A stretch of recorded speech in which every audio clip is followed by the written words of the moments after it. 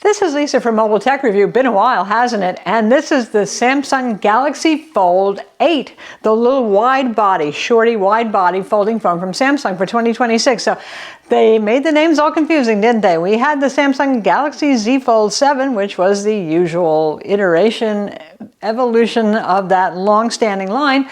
And now the Fold 8 is a little wide body, and the Fold 8 Ultra, which is $200 more, carries on with the same design you're used to seeing with previous generation of Folds. We're going to look at it now. So no doubt you've heard about this phone, and I'm going to say that I really like it. But then again, I like the OG Pixel Fold. I like that kind of passport design. I like Microsoft Surface Duo, but that was two screens with a hinge. It wasn't a folding display thing, but I find that really comfortable to hold in hand. I do have long fingers, though, mind you, for those of you who might find a wide body phone a little too wide. And the original Samsung Galaxy Z Fold, much as I loved it, was such a narrow, skinny little column that I found the front screen frustrating. Now, they made it a little wider over the generation, so it's not as bizarrely narrow, but it still is a very tall, skinny phone, and I never really liked the outer screen. I find it easier to use this one. Again, your mileage will vary, it's up to you. There's an inch difference in screen size between the two phones. This one is nominally 5.5 inches. It is sort of like a full HD-ish resolution versus 6.5 inches because it's measured diagonally, so the taller you get, the longer it's going to measure, right? It looks fine. You can see what Instagram looks like on it, and TikTok, for example, portrait looking things. And when you open it up, it is defaulting to landscape mode, and it's more a pronounced landscape mode, whereas the traditional Z Fold was nearly square. It's currently like 6 by 6.5 inches, so it didn't really matter that much which way you rotate it. In this case, it's a 4:3 aspect ratio, and which is like traditional iPad aspect ratio these days. Only the larger screen iPads still do use that one, but that's the aspect ratio of old TV shows like Friends, for example.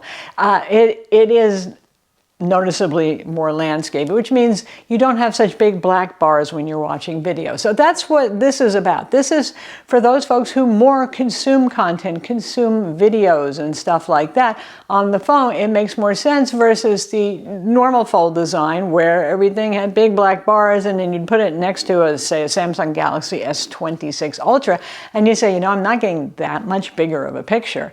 So this way, even though this is 7.6 inches versus 8 inches on the Ultra, you still feel like you're getting an experience there. It feels more like using an iPad mini that folds up and goes in your pocket, which was one of those things that was supposed to make folding phones cool.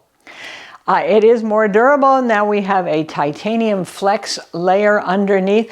The crease is the least that I have seen so far. Now out of the box, they're always a bit less creasy. You use them, they get a little more creasy. So it's really hard to say, and this phone's only a couple of weeks old right now. But certainly from the get-go initially, there was like no crease to be seen. And I was like, wow. And now there's a slight crease, but that's noticeable. Also a bit more improved for the anti-reflective coating. The outer display has Gorilla Glass Victus Ceramic 3, and the back is Victus 2 on this. Of course, the inner display, much as these things have become fairly robust, it's still a flexible plastic inner display. You don't want to poke it with your fingernails, have your cat scratch on it, all that kind of thing. A little less prone to shattering, probably. It is ultra thin glass. Really, it's not just plastic. There's a plastic layer over the top. I haven't had any problem with the Folds, or for that matter the OnePlus Open, which was their foldable, or the Huawei folding phones. If you're careful with it, it should be fine. That said, these are expensive phones. This is $1,900 starting price. The Fold Ultra is $200 more. So it's your risk tolerance here. Of course, Samsung does have monthly insurance and all that sort of thing. If you're worried about you having a whoopsie, warranty covers it failing from its own fault. But yeah. Regardless of which phone you get, you're going to get the Snapdragon Elite Gen 5 for Galaxy, which means 100 megahertz overclock compared to your average Snapdragon. And you get 12 gigs of RAM. Now, if you go up to the 1 terabyte of storage, you get 16 gigs of RAM. Same with the Ultra. So you can get it with 256, which is the starting amount, 512, or the 1 terabyte option.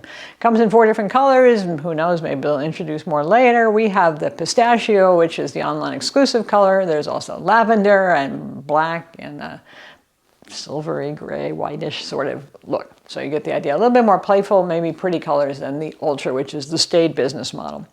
So let's talk about it versus the Ultra one more time. So when I say I like this better, because you know what? I am one of those people who mostly opens up the screen to look at videos or read ebooks. You put it in portrait mode, boy, is it just wonderful for reading ebooks. You put it in portrait mode and open up the display, you've got big Instagram and big TikTok. It's really nice and it's fine on the external display. But there are business user types who are not really watching videos and they've got OneNote open and they've got a 3 split screen going and maybe their email and then maps or something like that. So a bigger screen and the squarer aspect ratio can work out. Again, this is personal. I'm not going to say this is superior. It's just a different take, and I think it's smart that Samsung finally offered that for those who are looking for it. 2 gotchas with the phone. You may have heard about this already. You know that flex mode thing where you can put it at any angle you want? This one just snaps open. There is no such thing as putting it, you know, at a right angle and using it as a camcorder or putting on your desk to watch videos, which I thought I would like doing, but honest to God, the videos are so small when you do that that I never really used it. But for those of you who really like flex mode, that is not here. The other thing is the cameras. The cameras are more akin to what you get on the Z Flip. 2 cameras only, ultra wide and a main camera. Both of them are 50 megapixel. They're f1.8 and f1.9, so they're pretty fast aperture. You get a 2x kind of crop in zoom, which looks fine, and you can do like 4x digital. You'll see one example of what that looks like. It's okay. The cameras are fine. They take colorful photos. Samsung used to oversaturate. They're not oversaturating so much. I'm happy to see that now. The cameras are certainly adequate, but if you want the 3rd telephoto lens, then again, you're looking at the Ultra, or maybe just sticking with the Samsung Galaxy S26 if you're not sure you want a folding phone. But they're not terrible, but you're not getting all the cameras. And I think for a $200 difference, I'm kind of bummed that maybe they couldn't fit a 3rd camera, but it is a compactor design. There probably wasn't room. It has a 4,800 milliamp battery, and if you get the Ultra, you get 200 milliamps more. Not a big difference, in other words. Finally, we have 45-watt fast wired charging and 20-watt wireless charging. You will need an optional case to get the magnetic ring so you can, you know, clip it on MagSafe style there. That's not new for Samsung. They've been doing that with the Folds, alas. There's no S Pen support either here, by the way. Oh well. You have 5G, millimeter wave, and sub-6 as well, Wi-Fi 7, Bluetooth 6, of course you have NFC, so all the usual connectivity, it's all, the rest of that stuff is all high-end. So the flex hinge thing and the cameras are really where you're giving it up with this phone.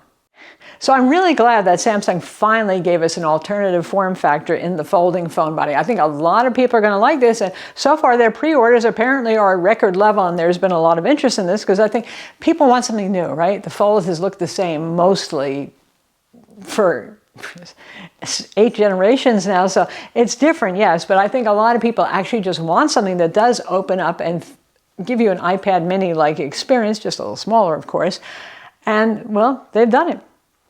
I'm Lisa from Mobile Tech Review. Be sure to subscribe to our YouTube channel for more cool tech videos, and thumbs up if you like this vid.